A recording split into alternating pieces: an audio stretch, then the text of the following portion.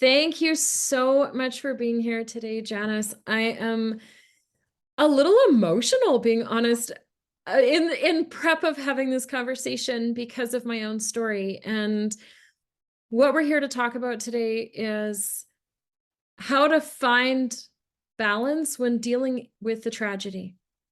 So, Janice, let's go. Let's just dive right into this. Tell us your story and why this is so important to you. Well, first of all, Dawn, thank you so much for the opportunity to be with you today on your amazing podcast. I'm really excited to share my vulnerability because only with the hopes of, of course, inspiring others. That for me, that's what it's all about. Absolutely. Well, yeah. So Monday, July 19th, 2021, exactly at 1 p.m. in the afternoon. I got up from my desk. I work from home. I'm a Mhm. virtual assistant and podcast manager, a few other hats. And I was feeling elated because in that moment, life as I knew it was perfect. Absolutely Oh, perfect. dangerous moment. Yes, dangerous moment. I was doing what I love to do. I love being creative. I had these amazing clients, and I was a Yeah. week away from hitting my first 5-figure month. But in that moment, I didn't realize life was changing for my son. Tell us about your son. Well, in that exact moment, my son, Ryan Scott, suffered a stroke. He collapsed, cracked his skull. He started seizing. They lost his pulse and he stopped breathing. In that exact moment that I felt elated.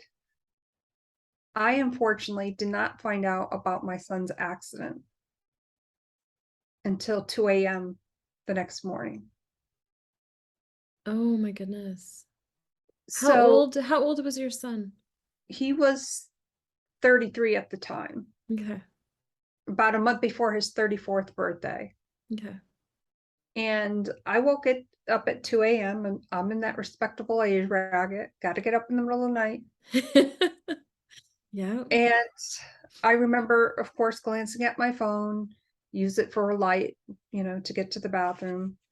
And I was horrified what I saw on my phone. There were several missed calls, and then there was this text message from one of my son's friends that said, Ryan had a stroke. He's in emergency surgery. Please call me as soon as you get this message. I remember that I screamed. I I I screamed. And I'm getting the chills thinking about it in that moment because my poor husband was like, what's wrong? Couldn't figure out I couldn't even talk. I couldn't even catch my breath. And I just handed him the phone and he's like, oh my God. So there was about 20 to 30 minutes, like I was hysterical. I'm trying to get a hold of the person. Where is my son? Is he Yeah. alive? I was frantic, absolutely frantic. Did not know what to do in that moment. And then I remember pacing the floor, and I was actually wearing my necklace, and I just held on to it, and I had a moment of clarity. It was as if it was as if I hit a brick wall and I said, wow, okay, you need to get your shite together here and now. You've Yeah. got to get it together. Yeah. Have to be strong for Ryan. You have to be stronger than you ever thought possible because this is a defining moment for your son. It is a defining moment for you. Mhm.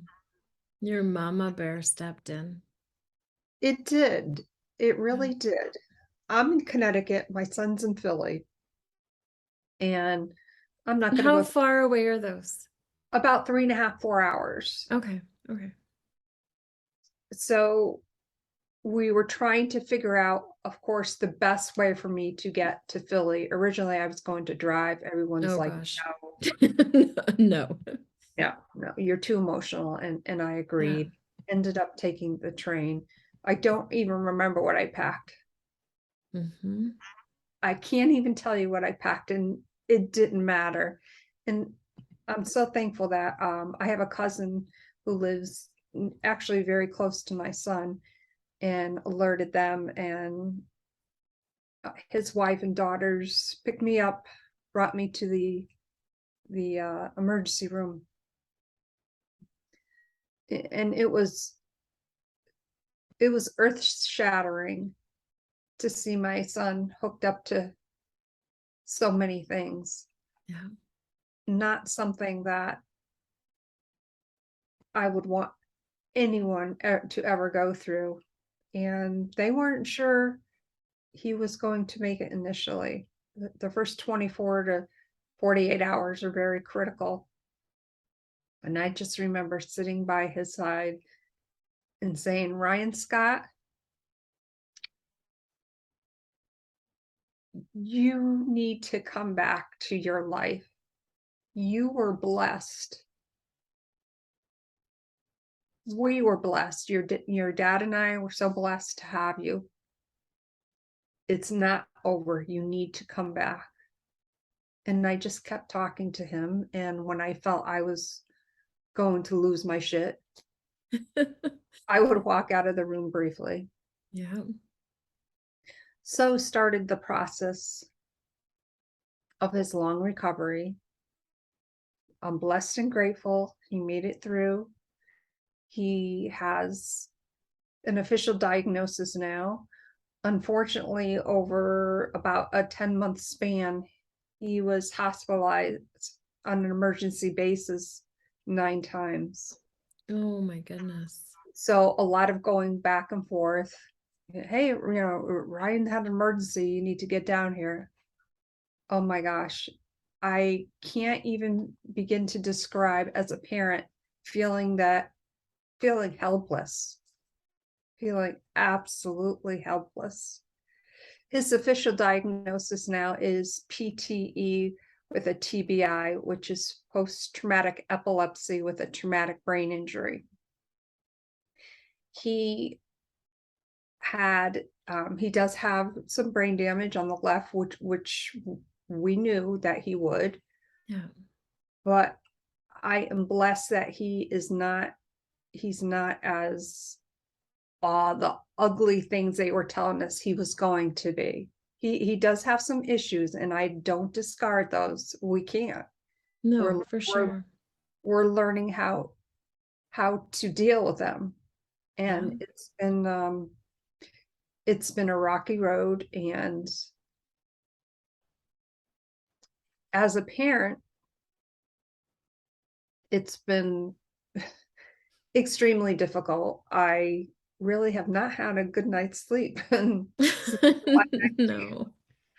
I maybe 3 or 4 nights when I just kind of caved in. I said, okay, I'm gonna take a melatonin. Yeah. But I wake up in fear. So I think a lot of times I'm still going through it. I pick up my phone in the middle of the night and I'm like, oh, did I get a message? Yeah. So it's been quite the journey.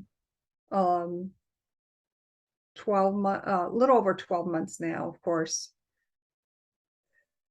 And that's kind of where we are with that. And my hope is, as I mentioned when I was talking to Ryan, when I was pregnant with Ryan, I had the opportunity to meet Bishop Desmond Tutu. Oh, wow. Yeah, it was an amazing experience, and I will never forget that conversation. And he specifically asked me, may I put your my hand on your belly and say a prayer for your unborn child? I said, Yeah. absolutely. I will never forget that. So as I'm having this conversation with Ryan, and I said, don't forget, you were blessed by Bishop Tutu. We've often talked about that. You got to come back. You just need to get your shit together. Come back. Come back. Yeah. So I'm going to pause you for a sec. Take a big, deep breath. Woo! You are still very in the raw stages of everything that's gone down. And you know, what's interesting, as you were talking, so for listeners that know me or have read about my story, they know that I've had a pretty crazy health history. But for those of you who don't, when I was 17, April 7th of grade 12, I had a brain aneurysm. Mm. And my boyfriend was driving home from work or basketball or something, and he felt this voice in his head, Sarah heard it say, "You need to go see Dawn right now." And he walked in and he leaned over to give me a kiss. I was laying on the couch. I was in the middle of making dinner for my family. And I collapsed on the ground, screaming and holding my head. And he had to rush me to the hospital. And the whole story is in my book that you can find on my website, or on Amazon. But it's interesting hearing you talk about it from the parents' standpoint, and hence the comment on this being weirdly emotional for me too today, right? Is I was the child in that situation who was almost an adult, right? Your son was already an adult, but Yes. I was this child who was this teenager who was being rushed to the hospital, and they were trying to find my parents, and they had to medevac me out to another city, an almost 19-hour drive away. And they said I wasn't going to survive, and like all of the crazy around that, right? And the fact that one in 750,000 people survived a brain aneurysm at that point. And I somehow survived. And out of that, sorry, my numbers, I'm like emotional. 50% chance I would die of a second one within 10 years. And my doctor had said nobody makes 20. Right? And April of this year was 24 years. And so, when they say these statistics and they say these numbers, and people always go, Dawn, why would they have said that to you? And, it wasn't the doctor's fault. In no way do I blame the doctor. I sat in his office as a grown adult about a year after, and I said, I need to know numbers. I need to know medical statistics, because I need to know this prior to getting married, prior to having kids, prior to continuing my life, prior to all of these things. Like, I need to know what I'm looking at. And with tears in his eyes, he told me the numbers. Right? And it changes so much moving forward. But like, I can't imagine what my parents went through in that. And I know my mom for months after had to wake me every 4 hours to give me medications. And it was funny because I remember laying in bed one time and she's trying to wake me and I was sound asleep. Like, I was 18. I was sound asleep. I had just fallen back asleep after the previous meds. Right. And she freaked out, like she panicked because she couldn't wake me up. And I was like, no, lady, it's like 2 a.m. I'm tired.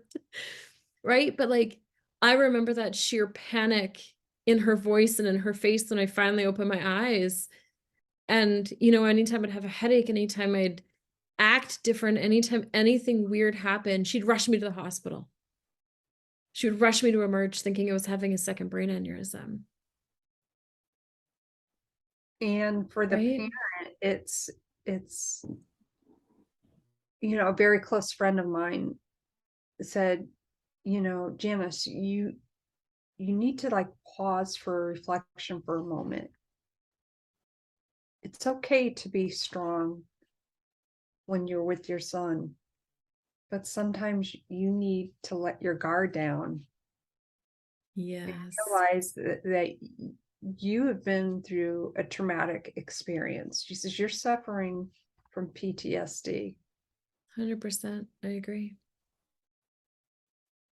Right? And the thing I would add to that is you can also be angry. Right? There's this whole concept right now of toxic positivity where we're constantly supposed to find the moment of gratitude and we're constantly supposed to like focus on the blessings and focus on the answered prayers and focus on all of those things in a situation. But deep down, we actually really need to get angry. Like we need to allow ourselves to be mad. We need to allow ourselves to be so mad at what happened and what was lost and what was taken and all of those things and allow ourselves to grieve and process those emotions too And before coming back, right?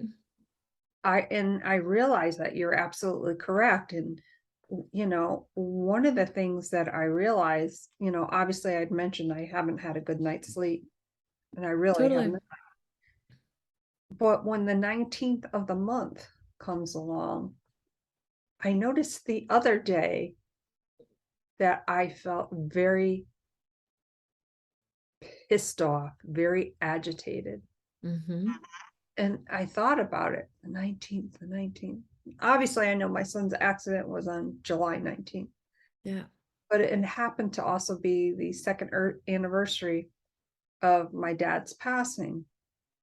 And exactly 10 months later was when Ryan had his accident. And I was pissed. I was so mad, Dawn. I was Good. pacing around in my office. And then I sat down on the floor and I just bawled my eyes out. I'm like, Yeah. okay, I'm starting to release. I'm starting to release it. Although you can't release it, you can release some of the energy. And Mhm. they say we need to move forward. Okay, that's great. But how that? Fuck. It's okay, you can say it. Okay, all right. How the fuck 100%. do I do that? How do I do that? Yeah. And I go back to one of Ryan's hospitalizations where I was down there, and he lives with a couple of roommates. So when everything initially happened, my ex-husband and I felt safe enough, because originally we thought we were going to have to transport him to Connecticut so that I could be Mhm. near him to kind of oversee his care. But we also knew that Ryan is a very independent individual. That's how we brought him up to be. And we had these conversations of, you know, what would Ryan want? What is in Ryan's best interest? What can we do? Me being in Connecticut and Jerry, my ex husband, being in Florida. So it was really those difficult conversations. What is in Ryan's best interest? We know that he would want to be where he is. He Yeah. loves that area. That's part of who he is. Okay, well, that's great. How are we going to oversee his care? Yeah. Okay, well, he, my ex husband can fly up, I can drive. But what we did not expect was, you know, 9 hospitalizations within just about 11 months. That's basically for Ryan being hospitalized like every 6, 7 weeks or something. Yeah. Back and forth, back and forth. It took a very heartfelt emotional toll on everyone involved. But we knew that to the extent that we could, we had to honor what we know Ryan would want. Yeah. And he has the ability now, like he can make his own decisions. We have noticed, of course, with the traumatic brain injury, that he's very forgetful. He's shakes his hands. He was trying to, give me something, and he was like this. Yeah, And just shaking his hands. yes, so there's things that we have both picked up on, and he's aware that he's doing that, and he says, "Mom, yeah, like, isn't this ridiculous? I'm 35 years old. Like, this is effed up. Like, I can't believe it." Yeah. I'm like, and he just kind of went off, and he says, "Oh, I'm so sorry." I'm like, first of all, you don't need to apologize. You have every right to feel the way you're feeling. Don't, you have to continue being you to the extent that you know what you can be. You have so much more to give. Yeah. He loves helping people.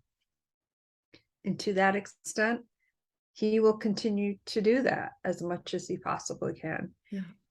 He does realize that he, for instance, taking his medication, he says, what am I going to do? I don't want to have the carry around a pill thing. I don't want to do this. And I said, well, Ryan, before any of this happened, like, when you're leaving for the day, you're going to be out all day. Do you take anything preventative? Like, that's in your bag? Like, do you maybe bring some Kleenex? Do you maybe bring A granola bar. a granola Your bar, cell phone. Advil, do Yeah. you put things in your bag that you are going to need? He's like, Yeah. well, yeah, duh. I said, don't give me that duh. Still your mother. Yeah. And I said, well, I said, you always have your cell phone on you. Why don't you set 2 timers on your phone? Hmm. And that way, and do a backup timer for each one. So if you're taking your medicine, I forget what it is, at 8 a.m. So you set one at 8 a.m. and then you set it at 8:05 in case you're in the middle of something. It happens to the best of us. We forget. Totally. All the time. And he's like, oh my God, that's a really good idea. So he's very aware of that. He even took the initiative to get one of those dog tags that says that he's has Hmm. epilepsy, and the different, medicine that he's on. And I said to him, Ryan, and I just got back from Philly last week. I had to take him to the neurologist.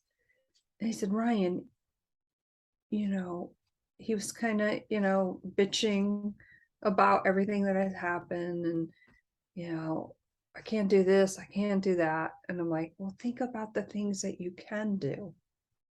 You still can help. I know how you like to volunteer your time. Hmm. You're still doing the things that you love to the extent that you can.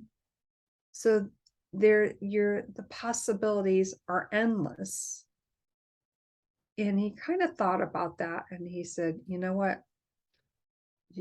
You're right. And I said, well, it's not about me being right. It's about what is right for you and your Yeah. lifestyle. This is where you want to be. This is where you're going to stay. This is your home. Right.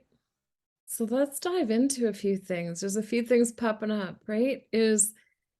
Let's dive into the how in like how do I word this? I'm sure my editors are going to delete this whole section of me going, feel free, Bryant. Let's talk about how different it is when it's not your child, but it's your child. Do you know what I mean? He is your child, but he was also a 33-year-old grown man, right? Yes. And tell me you didn't see him as a 5-year-old all over again, and you want to rush in and just take care of him and do all of those things, but he's a grown man. Yes, he is a grown man. And when he was to that point where he could, understand conversations, he was in ICU for 2 weeks, and then was in the step down ICU Yeah. for a couple of days. And then they transferred him to a TBI center. And we had to have my ex-husband and I had to have those tough conversations with him about, we need to know what your wishes are as far as, God forbid, another episode happens. Like, we need to know Yeah. how you would want us to proceed. We know how we would proceed, but we need to know what you would want. And he kind of looked at us and he was like, he said, "Are you trying to ask me something, but you're not like really coming out?" So You're like, yes, yes, we are. I said, "Yes, Ryan, if something happens to you and we have to make a life decision on your behalf, Yeah. we have to know what your wishes are." And as I was saying that, and as I'm saying it right now, I feel my eyes starting to well up, because Yeah. that is never a question I had ever anticipating asking my son, ever. Well, no, there's an interesting hierarchy to this, right? I Mhm. just finished training to become a certified grief facilitator, to help with clients that are grieving as well as everything else as a trauma specialist and doing what I do for work. And it was interesting because they talked in it about how like death isn't random and it's not personal. And he said that a lot. And he's like, only in North America do we have a concept that death is supposed to go in a specific order, right? Or even like a massive health issue. Like, obviously, mom and dad should have the health problems before the child. Like, you should never have to think about those things. And one of the things that popped up for me on today's topic was I think parents with adult children need to have these conversations, They do, right? especially if their adult child is not married. Oh, absolutely. The parent, the parent or parents should be aware or should have that conversation with their adult child, just in case there is an emergency. I think it would be a good idea. Of course, we don't want one to happen. No Oh parent. gosh, no. But, No. if you sign a healthcare surrogate designation, or, you know, something of that nature, and I'm sure it's called different things in Yeah, different, in Canada, it's a power of, I think it's like power of attorney. yeah. So, and a durable power of attorney, just in case we need to act on your behalf. Totally.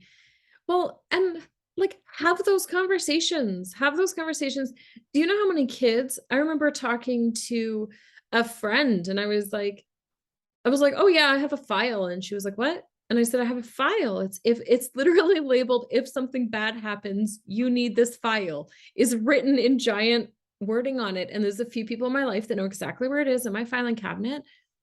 But in it is like, no, no, no, these are my wishes. Like if something happens, here's the will, here's the power of attorney, here's the right, here's all of it. Here's all of the stuff, all of the insurance, all of the different forms you might need. But with that, here's also my wishes on where I would want to be buried. Do I want to be resuscitated? Do I want to be kept alive on life support? Do I like what do my husband and I want? And she was mortified that I had this file. And I said, yes, but we need this also of our parents Mhm. so that we know what's going on. But there's such a fear, right? There's such a fear of like death and talking about health issues and talking about these struggles that I feel like we've shut off this entire portion of life. And we have this unrealistic expectation or idea that, I mean, come on, we're all going to just live till we're 105, perfectly healthy, and nothing bad is ever going to happen. And it's all going to be smooth. Right? And And that's not realistic. it's not, and life is not smooth sailing. No. And the unexpected will eventually rear its ugly head. Maybe not to me directly. This happened to my healthy 33-year-old son, who is a vegan, who is very healthy, who is very vibrant, who Right? basically rode his bike all around downtown Philly. He's not a couch potato. Mhm. I just couldn't, and in many respects, I still cannot reconcile. That it even happened, It blows my mind. right? So one other question I wanted to ask you about this is how has it affected your marriage? I mean, there's the whole you've had to deal with your ex-husband probably more than you ever cared to want to over the last 15, 16 months because you're dealing with your son's health care. But what about your current husband? How has it He affected you guys? he has been my rock. Truly Yeah. has been my rock. He was, when I screamed that morning, he's been so supportive. He's semi-retired. He, obviously there has been a huge financial Mhm. associated with everything that has happened. Totally. And he has just been working his ass off in case something happens, because we've been in that mode where there's been 9 emergencies. Mhm. And he's been my rock. He's so supportive. I remember when I first got to Philly, and once I initially saw Ryan was able to talk to the doctors and the nurses, and I just had to get out of there for a few minutes. And when they said, Ryan is critical, we're not sure what's going to happen. And I remember I didn't like really bang my hands on the counter, Yeah. but I was crying. I'm like, what do you mean? You don't know what does that even mean? What does that even mean? Talk to Yeah. me in English. Like, I was adamant. I wanted questions right then and there. So I'm like, okay, I need to remove myself from the situation. That they're trying to help me. They knew that I wasn't mad at them. I was, Oh, of course, absolutely. excited. I had to communicate with my ex-husband. So I remember walking out and calling my husband, giving him an update, and I said, you just need to stand by. He says, just know that I am standing there right with you, and I'm giving you the biggest hug that I can possibly give you right now. Yeah. He was devastated, absolutely devastated.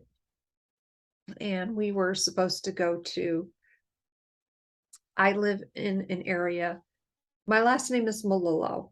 I live on Melillo Circle. Oh, wow. Everybody who lives on Melillo Circle is a Melillo, except for three non-houses now. And the family gets together every now and then, has Yeah. um a little party, and one of his cousins came over and they said, oh, don't forget. And he had been crying, and they said, what's going on? I saw you leaving with Janis, everything okay? And explained to everyone what was going on. And I know I'm kind of answering this in a roundabout way, but Gary is Gary is my rock. And in that moment, I am so thankful that had his family around him to support him. Totally. Yeah. Well, and that's a piece of this too that's really interesting is as the caregiver, right? As the mom, as the parent, as the caregiver, who is your support? Who are Mm, your people to support? And then that has to go down layers, right? So he needs the support so he can support you, who needs the support so you can support your son, right? right, because And we internalize. We Oh my totally just internalize, we bury ourselves. I had somebody say to me one time, I hadn't shown up for something very often. And they came up to me and they're like, "Oh, wow, nice seeing you around." And I said, "Or the question you could ask is everything okay? We haven't seen you around much." Mhm. And he just kind of looked at me and I just turned around and walked away. But I know for myself when I'm going through a struggle with a loved one, right? When my husband is sick or when situations in my life have happened, I cocoon. I don't reach out and ask for help. I don't reach out and talk about it. I don't reach out and do any of those things. I grab onto any and all control that I can and I pull it all in. It's like I need control, so I'm going to just like go completely isolated because that's where I know I can control the outcomes in the situation. You know, you said it so eloquently because people don't know what you're going through. I can, this past summer, we were at a birthday party celebration and we were expecting to meet some friends there. And I got a call. Ryan's in the hospital. Yeah. Like, oh my.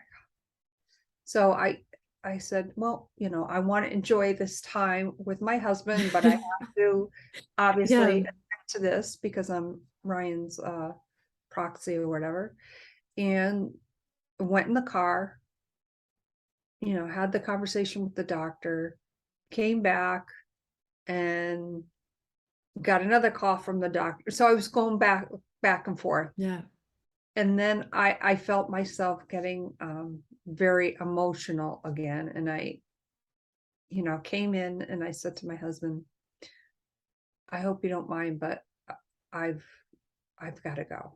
I Yeah. can't, because then everyone's like, oh, well, what's going on? Yeah. What's going on with Janice? What? She have too much to drink? Right? You're like, And yes, yes, I'm a drunk and I'm hiding in a car right now, so I'm gonna go home and cry. yeah, I'm doing Thank you. shots in the car by Right? myself. Ever. So he said, not a problem. Obviously, there was some littles there, so he knew we would get a ride home. Yeah. But one of our friends that we were supposed to meet, and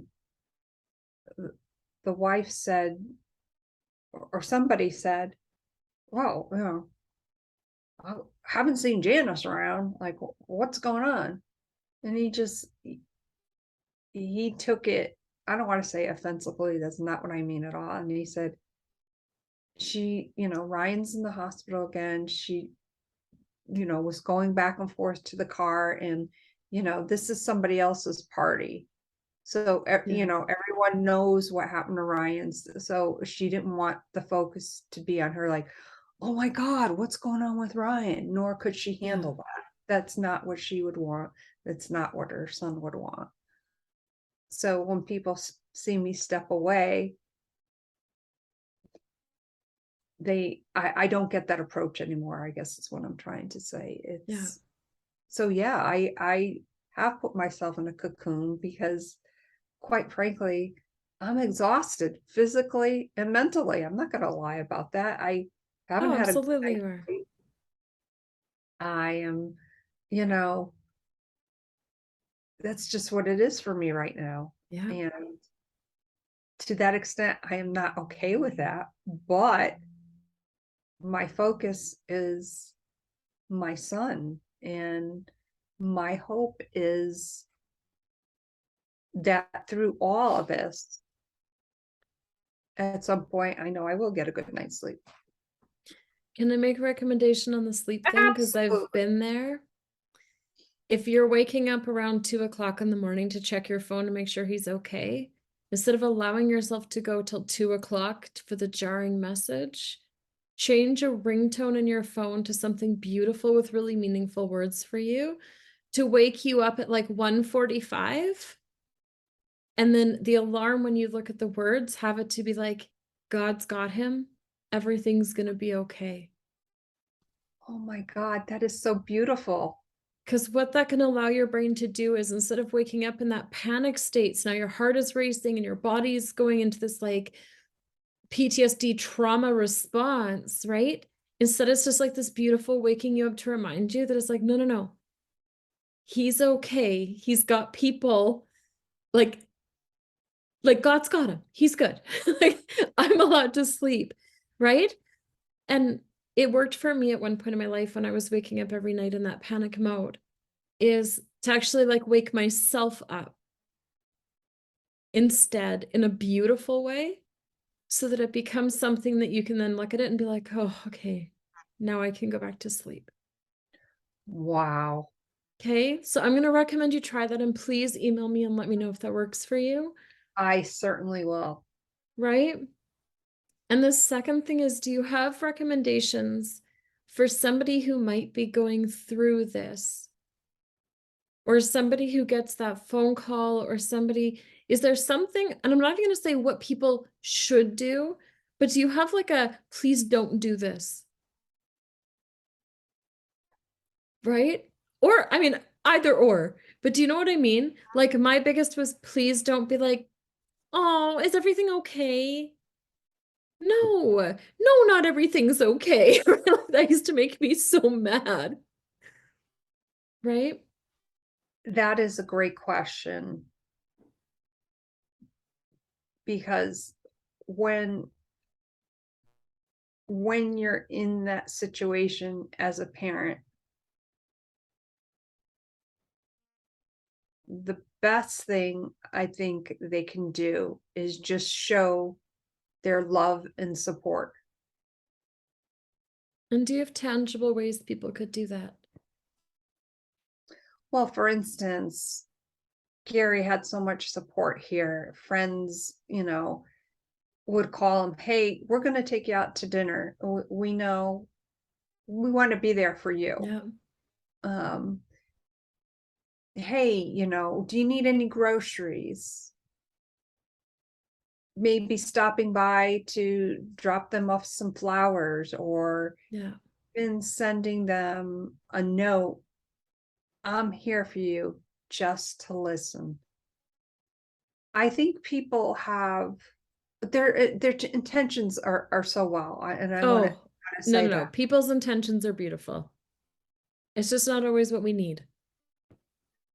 Exactly. They can show it in other ways, as, like I said, hey, I'm here for you, just to listen.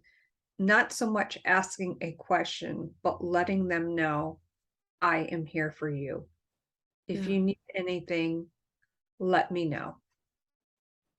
And Yeah. then they don't have to, that person doesn't have to feel like they want to help.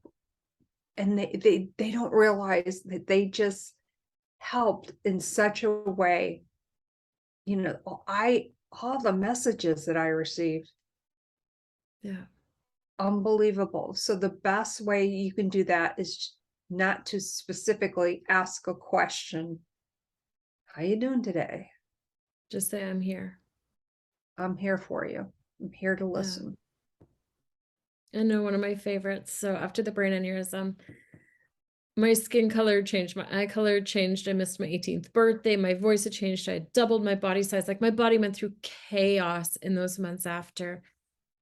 And so many people were so busy, like staring at me like I was this freak in a wheelchair, is how it felt.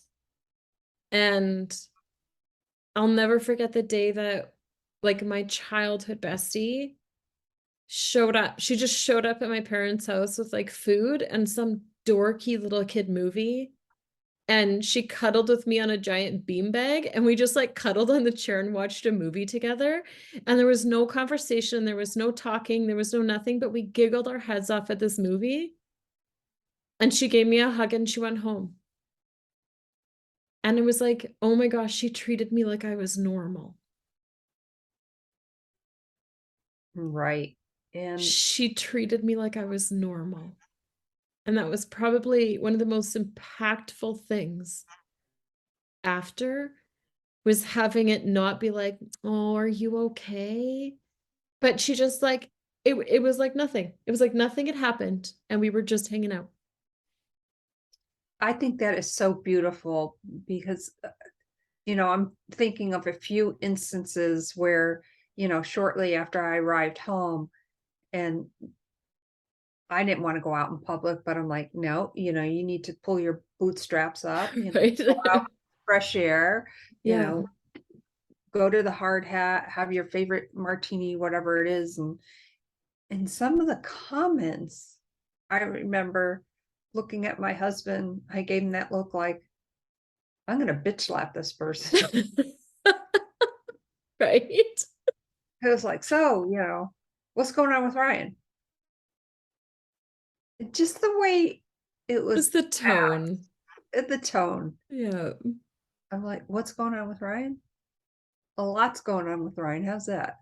A little bit. How you doing? Yeah. And the important thing to remember is you have to take care of yourself as well. Yeah. You have to make your self-care a priority when you are able to do so. I heard on a podcast the other day, I forget what podcast it was, but she's friends with Brené Brown. And when she was going through a massive trauma in her life, Brené Brown had called her and said, like, now is when you have to like righteously practice self-care. Like now is when you eat the healthiest foods and you drink all of the water and you make sure you're getting in like going to bed and having the naps and sleeps and everything else. Like that's when you have to. And I don't know, I personally totally agree with that. It was, and one of my trips back from Philly, Ryan had said to me, and of course I bawled my eyes out. He said, Mama, I can't thank you enough for being here for me. Like Yeah. you're always here to help me out. He says, don't forget, I got this. He says, but I want to remind you of something. You got to continue to do your thing. You got to continue to be creative, and you love doing what you're doing. And you just got to take care Yeah. of you because I kind of need you, Mama. That's not verbatim, but that No, was no, no. But that the was, gist of the yeah. conversation. And as I'm driving back from Connecticut, I mean, driving back from Philly, I remember listening to, thank God I had satellite radio, and I was in that line of stations where it's all the news. And let's face it, the Yeah, news. nobody wants the news right now. Let's be honest. That'll just make you Uh, not happy. and I remember sitting back going, oh my God, I just want to hear a story that inspires me. Yeah. And I thought back to what my son said, and I knew Yeah. that was divine intervention because I started a third podcast. Right? Because it's your heart. It is, it's my heart and it's my soul, and it's giving back in such a creative way, Yeah. as a platform for others. And wow, Totally. yeah. No. Oh, Janice, this has been so beautiful talking to you. My mom has since passed away, and I often wish that now that I've had healing on everything that's been going on, has happened in my life, I wish that I could have that conversation with her to know where her heart had been at and where her head had been at when I was going through that. And I feel like I saw a glimpse of that today. So thank you. Thank you so much for the opportunity to share a little bit about Ryan and me as his mom. And you know all I would like to say as well is be strong. You're not alone. Right?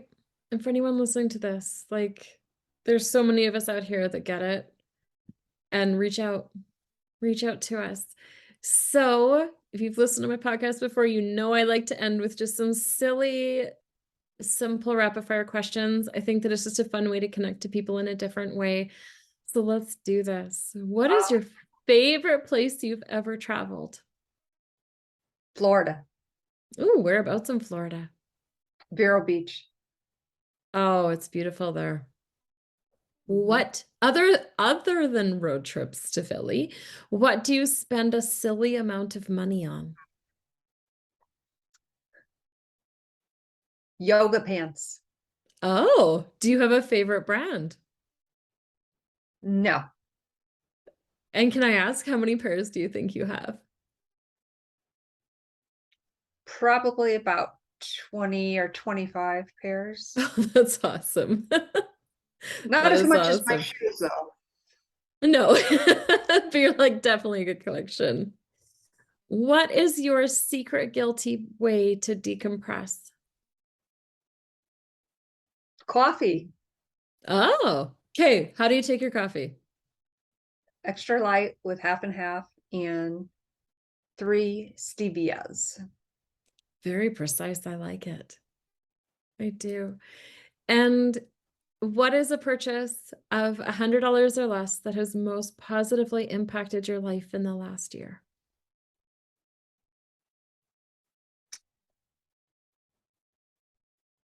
A book that one of my podcast guests sent to me called Unexpected Moments. And who's that by? Daisy Page. Okay, we will totally link that in the show notes for anybody listening that wants to find that book. And if you could choose to live anywhere in the world, where would it be? I would have to say Arizona. I've always wanted to go to Arizona. Beautiful. I want to go to Sedona. I've heard it's amazing there. Mm-hmm. I've heard it's absolutely amazing there. So, listeners, thank you, thank you, thank you for hanging out with us today. Thank you for spending this time listening to the podcast. I am so honored to be doing it. And on behalf of Janis and myself, we want to thank you for being here. And if you love the show today, please leave a review and share it with somebody you know that might be inspired by it or feel comforted by it today. And I will see you back here in a couple weeks.